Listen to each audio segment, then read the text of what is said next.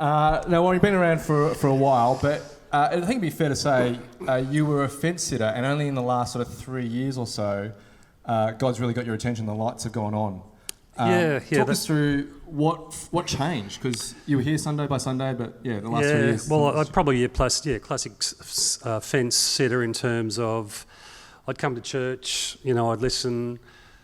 Sometimes I'd feel inspired, sometimes I wouldn't. I certainly carried a lot of guilt around, because I had, just everyone carries a bucket of sin around, I think, until such time as they finally offload and just hand over the reins to our mighty one.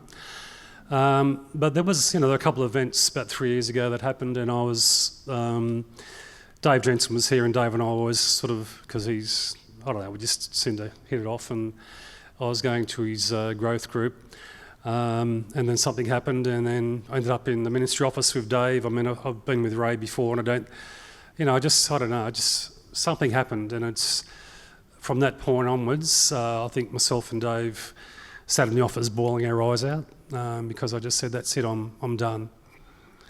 I've had a gut full of trying to run my own life because it's turning to rubble, So that's how it happened, and even since then, I think, you come to the realisation you can sit in church and listen to Ray because it's magnificent. I mean, I don't know how lucky we think we are, but if you go to other churches from time to time, and you come here to MBM, you have guys like Dan, you've got Ray, you've got Mark, and everyone else who preaches for us.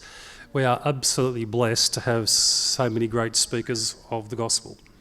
So, I mean, for me, to take something out of the church and not give it back, to me, is a bit, what I'd describe as unfair. And I think I think the other thing is, I think God said, Warren, isn't it about time you got off your butt and started doing something to help the church that you've been going to for the last 10 years?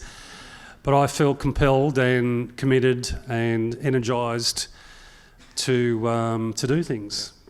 And that's been very clear. So I remember you getting baptised here about 3 years ago, and then basically the lights went on. Since then, you've been serving in our gardening team, our mowing team. You help out in the car park before 9 o'clock church. Yeah. He helps Andy with that, with proofreading our bulletins. Only if you find any grammatical errors, they're stuff I have.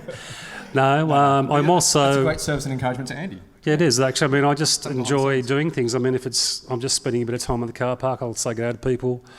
Even if people I don't, they wander through the church, I'll say good day and how you going, sort of thing, and next thing you know, we've got a conversation going. So it's a little bit of evangelising on the run sort of thing. So we get, as a guy who walks his dog, I see him every Sunday when I'm out the front, and I say, mate, when are you coming to church, brother? I said we do have a Leo, the wonder dog, is my dog. He's the church. What do we call him? I don't know. What do you call him? Something or other.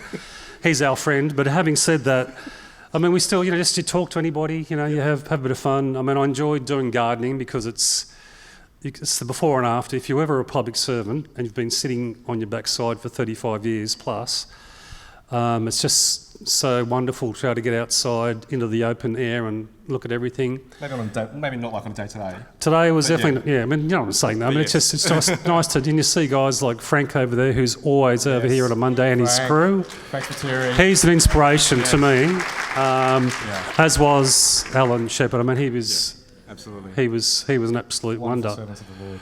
So, now, Warren, you help on the lawn mowing team, and you were sharing with me before why you do it and the difference you feel as though it makes, and the pride that you take in that role. Do you want to share with us? Yeah, that? I mean, I'd like to. I mean, let's face it. Who wants to come to a bomby-looking church? I mean, and sadly, you see a lot of churches that are sort of not kept in the sort of condition you'd like to see them kept. But what we want our church to say is, okay, we care. Come with us. Come inside. Enjoy. Meet some people. And if everything's, synced properly, we look presentable. We have people at the front who are doing a good job in greeting. Our ministries are good, and then we support it with things like great growth groups. I mean, the object is we've got to save people. I suppose that's the bottom line. We need to get people here so that they can be saved, and that's really what it boils down to. In the bottom line. And it begins with the way the church looks at the front. Thanks to Exactly. you. Yeah. Yep. I mean, well, the other thing is one of the tasks we didn't mention. I'm actually official sandwich taste tester, because when Sana brings in her tray of beautiful sambos, she'll say to me, "Warren, would you just like one?" And I'll say, "Okay." Just to make sure they're okay, mind you. So that's my unofficial role, sandwich taste tester. I think that team is going to increase in number after tonight. There's a bit of a perk for anybody who's looking to do car park. Now that is a dead set perk. And plus, you get to, this young lady over here, Jay Jones, she sometimes might slip me something as well, a little special treat. Yeah.